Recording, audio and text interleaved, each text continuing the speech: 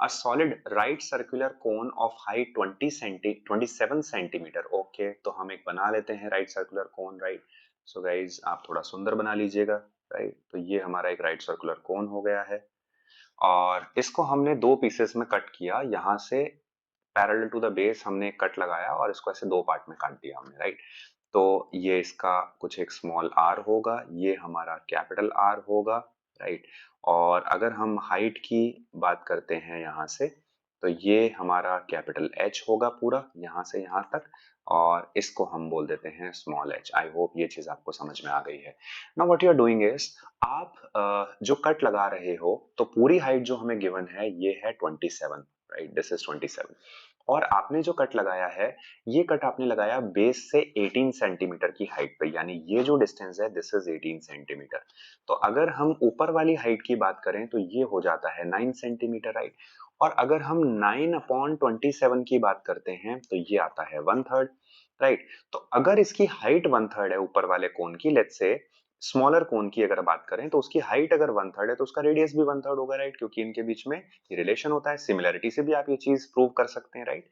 तो अगर हम स्मॉलर कोन की बात करें, अगर बड़े वाले कोन का, लार्जर कोन का वॉल्यूम एक बार के लिए अगर हम 27 पकड़ करके चलते हैं, और स्मॉलर कोन के वॉल्यूम की अगर बात करें, राइट, ये हमें फाइंड आउट करना है, तो हम कैसे बता सकते हैं कि ये क्या होगा। तो वॉल्यूम होता है 1/3 pi R square into H, this is what it is, right. और अगर आप रेडियस की बात करते हो, राइट, स्मॉल आर की बात करते हो, तो जो आपका स्मॉल आर है वो कैपिटल आर का कितना होगा, 1/3। तो अगर आप स्क्वायर कर दोगे तो ये बनेगा 9, और हाइट जो है वो भी कैपिटल एच की कितनी है, 1/3।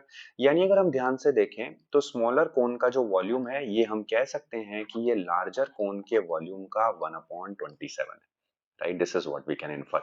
तो यहां से हम कह सकते हैं कि स्मॉलर कोन का वॉल्यूम क्या रहा होगा, 1 रहा होगा।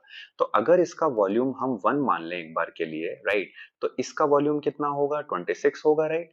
तो 26 में से अगर 1 माइनस करें तो 25 बनता है, राइट।